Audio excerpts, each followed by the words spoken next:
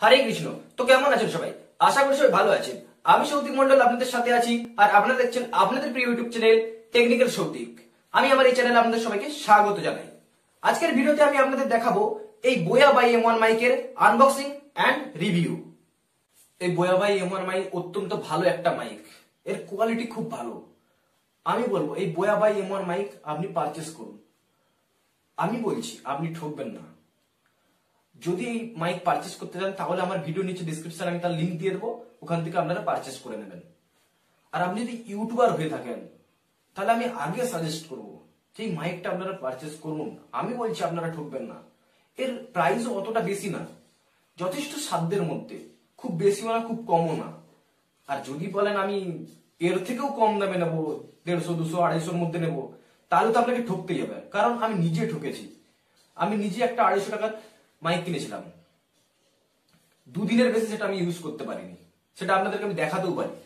দেখুন এই সেই মাইক, দুদিন ইউজ করার পর তাকে আমাকে ফেলে দিতে হয়েছে। তাই বলছি কম দামের দিকে ছুটবেন না। চলুন এবার আপনাদেরকে আমি এই মাইকের আনবক্সিং করে দেখাই। সো আপনারা দেখতে পাচ্ছেন এটাই বোয়া বাই M1 মাইক। এর প্যাকেট দেখতে এরকম, আর এর মধ্যে একটা বারকোড দেওয়া আছে। এই বারকোডটা আপনারা স্ক্যান করেও সার্চ করে দেখতে পারেন যেটা রিয়েল না ফেক। তো চলুন আপনাদেরকে দেখাই আনবক্সিং করে এর ভেতরে কি কি আছে।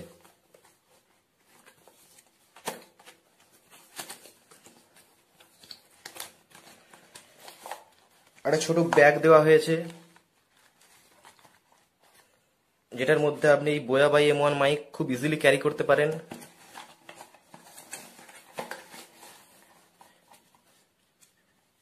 কিছু ইউজার ম্যানুয়াল দেওয়া হয়েছে, যেগুলো আপনারা পড়েও দেখতে পারেন এটা কিভাবে ইউজ করতে। আমার মতে বলে পড়ার কোনো দরকারই নাই, কারণ এটা ইউজ করা খুব ইজি।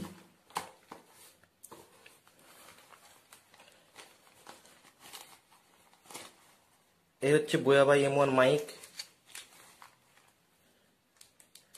এর ওয়্যার অনেক লং, আপনারা খুব ইজিলি যে কোনো ভিডিও বানানোর জন্য ইউজ করতে পারেন। সে কমেডি ভিডিও হোক কি নলেজেবল ভিডিও হোক, যা হোক আপনারা খুব ইজিলি ইউজ করতে পারেন এটা।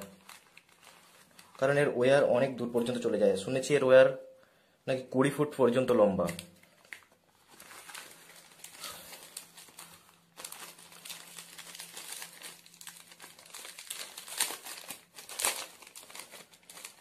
একটা কানেক্টর দেওয়া হয়েছে, যেটা আপনারা DSLR এ যখন এটা শুট করবেন তখন এটা ইউজ করা হয়।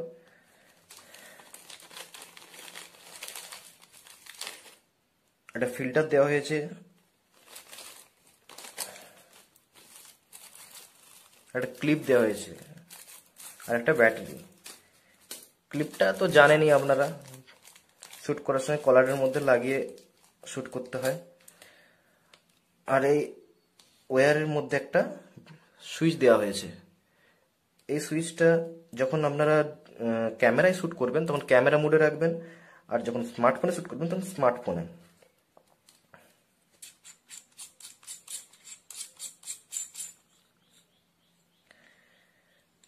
যখন DSLR এ শুট করবেন তখন এখানে এই ব্যাটারিটা লাগিয়ে নেবেন, আর যখন স্মার্টফোনে শুট করবেন তখন লাগানোর কোনো দরকার নেই। আনবক্সিং তো আপনারা দেখলেন, এবারে আমি আপনাদেরকে দেখাবো রিভিউ করে। আপনাদেরকে দেখাবো যে সাউন্ড কোয়ালিটি কতটা ভালো।